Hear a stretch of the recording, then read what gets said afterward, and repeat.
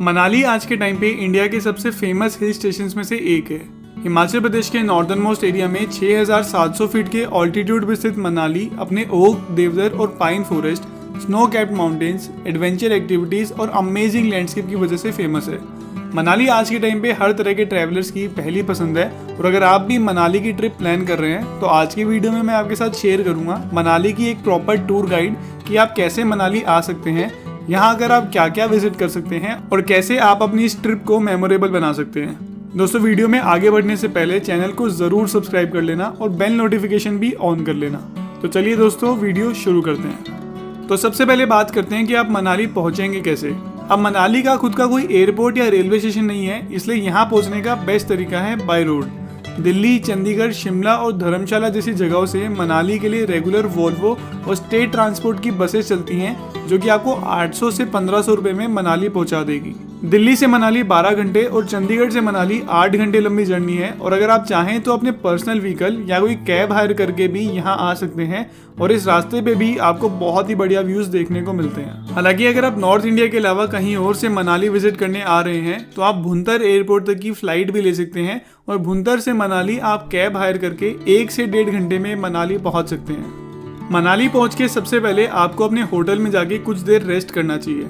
मनाली में आपको लग्जरी और बजट दोनों कैटेगरी के होटल्स, रिजॉर्ट्स और होमस्टेज देखने को मिल जाएंगे और मैं आपको रेकमेंड करूंगा कि आप अपने होटल या होमस्टे ओल्ड मनाली में ही बुक करें। मनाली 2 पार्ट्स में डिवाइडेड है, न्यू मनाली और ओल्ड मनाली। न्यू मनाली में जहां आपको मॉल रोड, शॉपिंग सेंटर और टूरिस्ट का क्राउड देखने को मिलता है, वहीं ओल्ड मनाली में आपको नेचुरल ब्यूटी, पीसफुल वाइब्स और लेस क्राउडेड जगह देखने को मिलती है और इसी वजह से आपके स्टे के लिए ओल्ड मनाली बेस्ट प्लेस है। दोस्तों, मनाली को अच्छे से एक्सप्लोर करने के लिए आप यहाँ से बाइक या कार भी रेंट पे ले सकते हैं। बाइक्स आपको यहाँ 600 से 1500 रुपए पर डे और कार 1500 से 2500 रुपए पर डे के हिसाब से रेंट पे मिल जाएगी। लेकिन अगर आपको मनाली जैसी एडवेंचरस रोड्स पे ड्राइव करने का एक्सपीरियंस नहीं है तो एडवाइजेबल यही होगा कि आप यहाँ से एक प्राइवेट कैब हायर करें जिसे ड्राइव करने के लिए आपके साथ एक एक्सपीरियंस ड्राइवर होगा। मनाली आकर आप सबसे पहले वशिष्ठ टेम्पल में विजिट कर सकते हैं जो कि 4000 साल पुराना एंशिएंट हिंदू मंदिर है।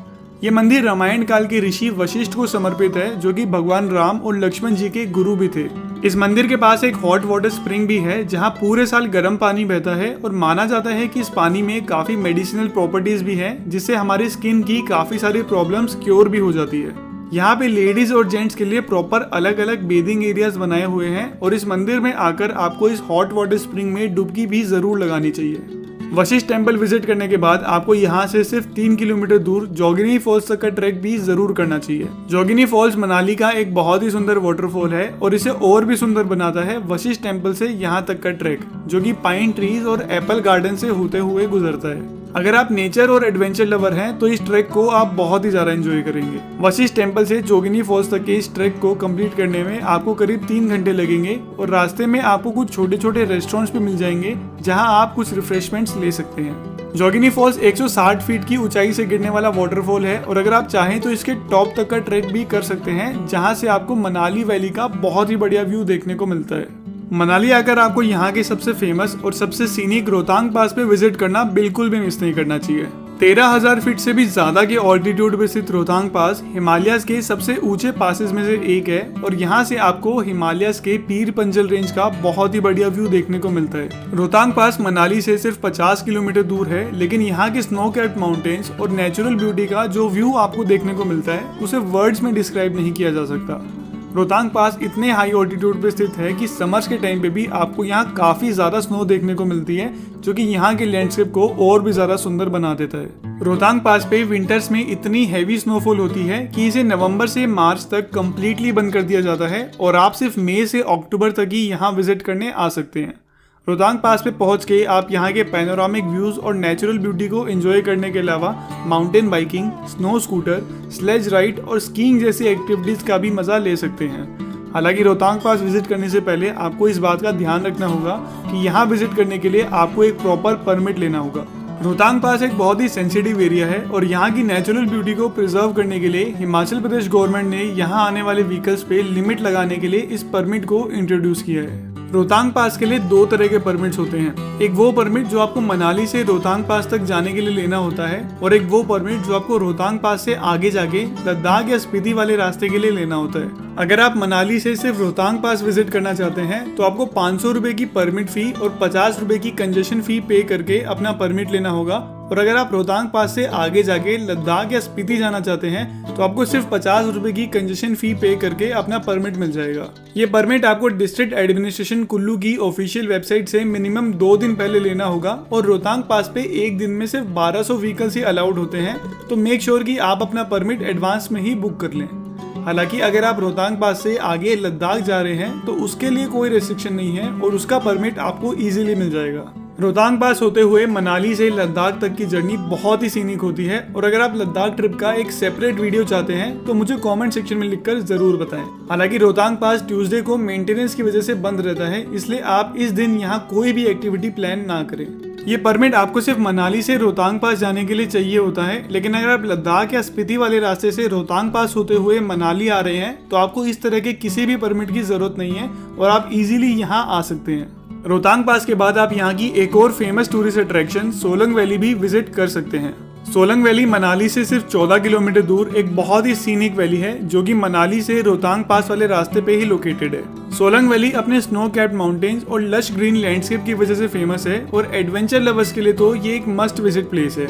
मनाली की सारी एडवेंचर एक्टिविटीज जैसे कि paragliding, cable ropeway, snow scooter और जॉर्बिंग आपको सोलंग वैली में ही देखने को मिलती है।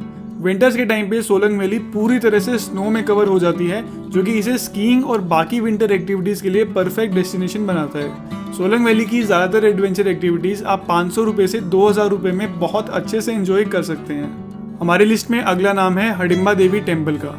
हडिम्बा देवी टेम्पल मनाली का एक काफी फेमस टेम्पल है जो कि महाभारत काल के पांडव भीम की वाइफ हडिम्बा देवी को समर्पित है। 1553 में बना ये मंदिर ओल्ड मनाली से सिर्फ 3 किलोमीटर दूर देवदार के फॉरेस्ट में सिचुएटेड है और ये मंदिर अपने यूनिक आर्किटेक्चर की वजह से भी फेमस है।